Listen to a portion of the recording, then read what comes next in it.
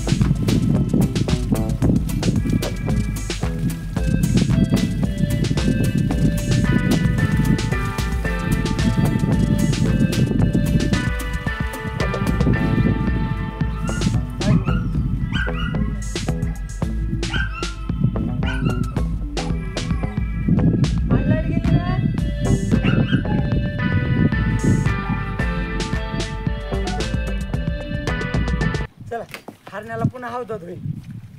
बैल धुवून झालेत तर बैलांना थोडं उन्हात शिकू देतो, म्हणजे थोडं वाळून देतो त्यांना. आता धुतल्या लगेच एवढे सफेद वाटत नाहीत, थोडे वाळले ना मग पांढरे शुभ्र वाटतात. एवढे काय पायाला मी सगळीकडे चोळले त्यांना साबण लावली, पण डबल साबण लावली नाही, कारण की त्यांना परत चिखलातून मका आणायला जायचेच आणि आज टाईम पण नाही. आज वहिनी भैया पण मंदिरात गेलेत आणि ते आल्यानंतर परत आईला आणि पप्पाला पण मंदिरात जायचं दुपारून. मग त्याच्यामुळे आज सगळे कामं करून घ्यायचे आई आहे तोपर्यंत. मग बाकी जनावर मीच बघणार आहे.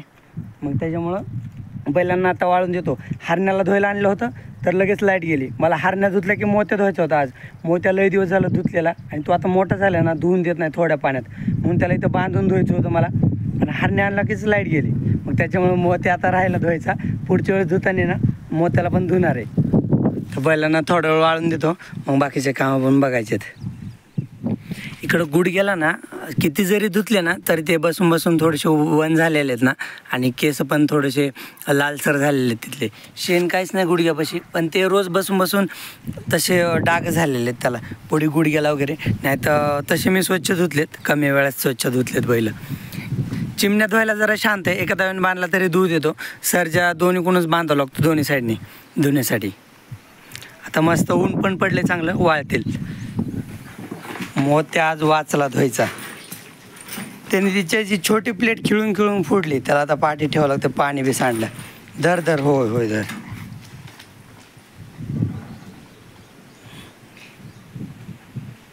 मोत्या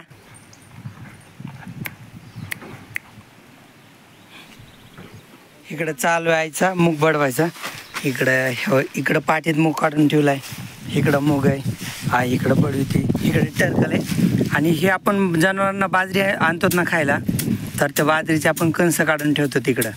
म्हणजे ज्यांना दाणे आहेत ना, ज्या कणसामध्ये बाजरी, ते बघून बघून कणसं इकडं काढून ठेवायचे. तर आतापर्यंत एवढे गोळा झालेत.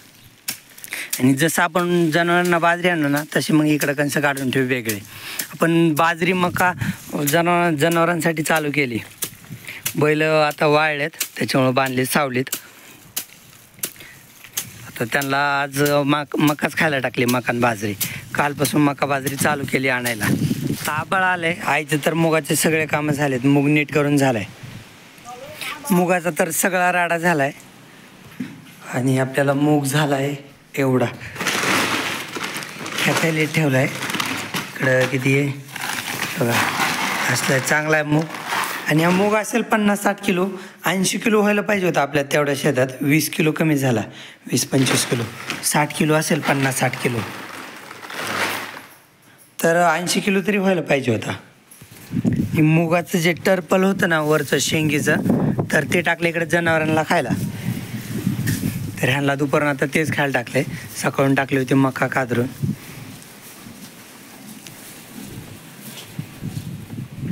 सकाळून चांगलं ऊन पडलं होतं, आता आबाळ आलंय थोडं थोडं.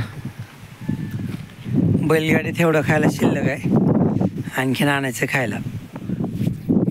हे आपलं कोबीचं रान. तर कोबी आता आकार धरायला लागली आहे. ह्याच्यामध्ये कोबी हे बॉल एवढा झालाय कोबी. इकडं समोर सगळेच व्हायला लागले. मी रोप लावलं तेव्हा तर लय बारीक वाटायचं मला, कधी येईल आणि काय होईल. पण या 7-8 दिवसात चांगला आकार धरला कोबीने. कुठं कुठं मोठा झाला आहे कोबी, बॉलपेक्षा मोठा झाला. इथं इकडं वाटाणे आले आहेत. वाटाण्याचं एकच वेल आहे मला तर वाटतंय, हे एक आणि पाठीमागचं 2च झाड आहेत वाटाण्याचे. बाकी इकडे मिरच्या तर गेल्या. हे तर मध्ये कोबीत वांगे लागलेत कुठं कुठं. कोबी मात्र चांगला आलाय. आता आद्रिकडून पलीकडे जातो भोपळ्याच्या वेलाकडं. मी आपली मका एवढी कापली जनावरांसाठी, एवढी संपली एवढा एरिया. पलीकडे बाजरी पण थोडी कापली. जनावरांना आता चालू केली मका. दुसरं काही खायला नसेल किंवा पाऊस आला तर लगेच मका तोडायची पटकरणं. आई मी आलोच बाजरी कापायला. आई तर लागली बी बाजरी कापायला. आणि आता मी पण बाजरीच कापणार आहे. तर चला चालू करतो आता बाजरी कापायला. इकडं गवत तर किती आलं आहे बांधाला. तर इथलं थोडं बांधाचं गवत कापले. बाजरी कापून झाली. आई इथंच बाजरीचे कणस वेगळे करते शेतातच. चला एवढी थोडीशी मका कापतो. इथं आई काढते कणस आणि तेवढे कणस काढले, तेवढी मका कापली. आता चाललोत घरी. हे मकाचे कणस आपण सेपरेट कशामुळे काढलेत, आपल्या कुट्टी मिशनचा थोडासा प्रॉब्लेम आहे. म्हणजे तिला इन्कम जास्त जमत नाही, म्हणजे इनटेक घासाचा जिकडून आपण मका लावतो ना तिकडून जास्त जमत नाही. आणि मोठं कणीस आलं ना तर अडकतं. त्याच्यामुळे थोडे मोठे मोठे कणस आपण साईडला काढलेत. बारका आलं तरी चालतं, म्हणजे 1-2 कणस असेल ना मोठाले तरी चालतात. पण एकदमच एकसोबत 2-3 कणस आले ना तर आपली कुट्टी मिशन चालत नाही. मग त्याच्यामुळं थोडा घोटाळा आहे त्या हिरव्या कलरच्या कुट्टी मिशनचा. मग त्याच्यामुळं आपण कणस काढून ठेवलेत. आणि जी लाल कलरची कुट्टी मिशन आहे ना तर तिला कणस पण जमतात, पण तिला सिंगल फेजची मोटर आहे. आणि सिंगल फेजच्या लाईटीला व्होल्टेज नाही ना, मग त्याच्यामुळे ती सिंगल फेजची मोटर पण चालत नाही. आणि जी 3 फेज आहे ना तर ती कुट्टी मिशन थोडीशी तिचं जिथून मक्का जाते ना कुट्टीला तर तिचं तोंड बारीक आहे. मग त्याच्यामुळे एवढा सगळा प्रॉब्लेम आहे. म्हणून हे कणस काढलेत बाजूला. मिशनमध्ये कुट्टी कणस असले तरी जमतात, मग फास्ट कुट्टी होत नाही. मग थोडे दमादमान करावं लागते. 2-2 कणस येऊन द्यावं लागतात. आणि आता हे किती पण मका लावली ना तरी काय अडचण नाही, मग कुट्टी होऊन जाते मकाची. आत्ता किती बैल पांढरा शुभ्र वाटतंय. धुतल्या एवढा पांढरा वाटत नाही, आता पांढरा शुभ्र वाटतोय. बैलासाठी आणलेत कणस इकडं. तर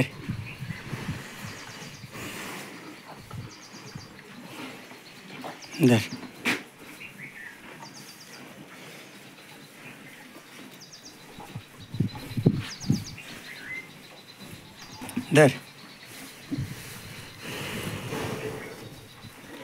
धर लगेच. धर. आज आपले जनावरं पण आले चरून लवकरच. गंगे अदुगर आली, कारण तिला रोज इथं खुराक ठेवलेला असताना आल्यावर खुराक खाऊनच वर जाते, त्याच्यामुळे लवकर आली. तर गंगेला आज खुराक नाही, कणसं ठेवलेत मकाचे खायला. खुराक तिला थोड्या वेळाने ठेवेल. तिचा रोजचा टाईम झाला. आज लवकर आलेत ना, ह्यांना इथंच बांधतो.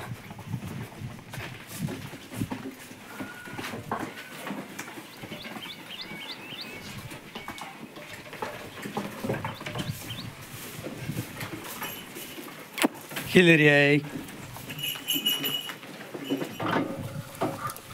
तर मी चाललोय बैलगाडी घेऊन मका आणायला. मका बाजरी कापून ठेवली ना, ती आणायची. खाली बाजरी भरली बैलगाडीत, वरती मका भरली. मका न्यायला आलो, वातावरण बनलं बी, पाऊस आला बी आणि थोडासा चटकार येऊन गेला बी, थोडासा भिजलो. आता घरी खायला किती, जरशे 4 गाया 2 बैल आहेत, तर त्यांनाच एवढं खायला लागतंय. जर ते जनावर गावरान चरायला नसते ना गेले, तर मग तर एका टायमालाच 2 साठे लागले असत्या. म्हणजे 2 बैलगाडी भरून खायला लागलं असतं एका टायमाला. ते जनावर चरायला जातात ना गावरान, खायचं लय मोठं वाचतं. नाहीतरी मका तर आता ह्या आंब्याच्या झाडाच्या पुढं गेली असती तुटत. आता डबल पाऊस येईपर्यंत जातो घरी, नाही तर परत यायचा डबल. मकाची बैलगाडी घेऊन आलो, बैलांना जागेवर बांधलं. लगेच पाऊस चालू झाला मोठा. मी तिकडं होतो तोपर्यंत छोटा येऊन गेला, आता चांगलाच यायला लागलाय. बरं झालं जनावरे बी भिजायच्या आधी आले. हिला तर लगेच थंडी बी वाजायला लागली राणीला.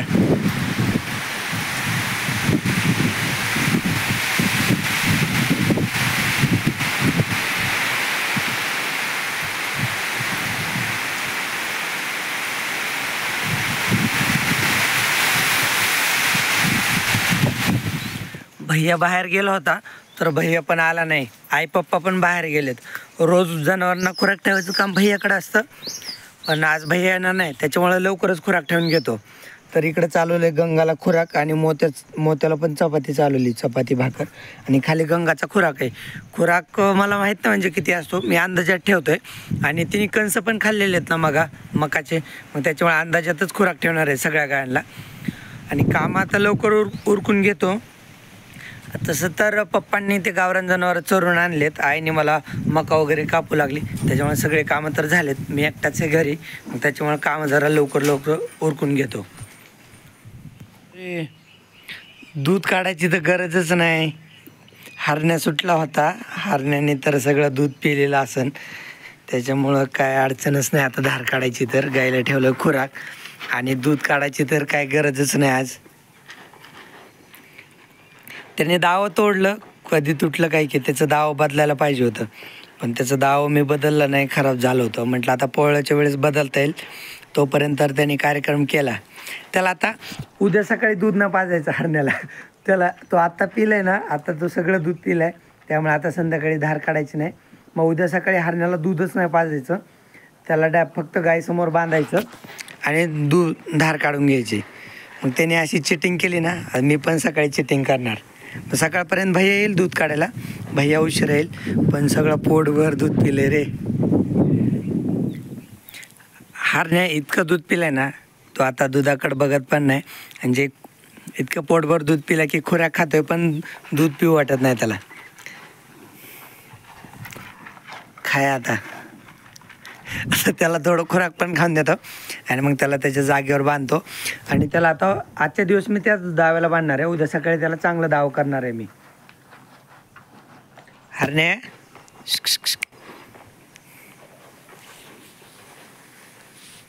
पाऊस आला होता, भिजलाय तो का, आणि भिजल्यावर गायीनी चाटले ना, त्याच्यामुळे जास्त ओलं झालंय गायीनी चाटून.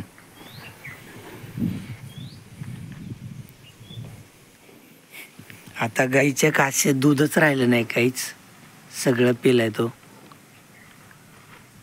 पोटभर पिलाय बिचारा. हरण्या चल इकडे चल, हरण्या इकडे चल, हरण्या चल इकडे, हरण्या इकडे नाही, ठोंबे चल इकडे. आईपाशी असल्यावर त्याला आईपेक्षा कोण जास्त आहे जवळ नाही, त्यामुळे तो येत नाही इकडं. आई नसल्यावर येतो. आता आईचं एवढं दूध पिलं तर आईपासून कशाला लांब येईल. इतकं दूध पिलं का आता ते खुराक पण खायची इच्छा नाही त्याची. चला त्याला बांधून घेतो, लय वेळ झाला रिकाम्या वाटतं इकडंच आईपाशी. चल इकडे. आणि तो दिवसभर पण इथंच म्हणजे रात्रभर त्याच्या आईजवळच असतो.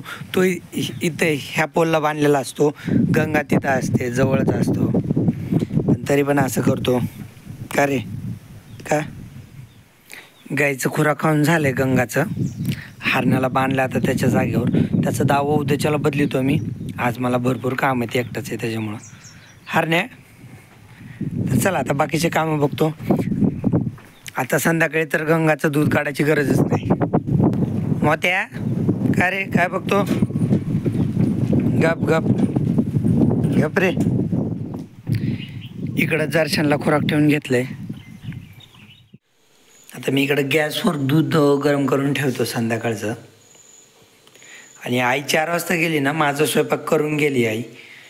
त्याच्यामुळं मग आता जेवण करायचं, दूध गरम झालं की मग झाले दिवस. आणि गोठ्यातले तर सगळे काम मगच झालेले, तो उजेड होता तेव्हा झालेले आहेत. धारा काढून दूध पण डेअरीला गेलेलं आहे.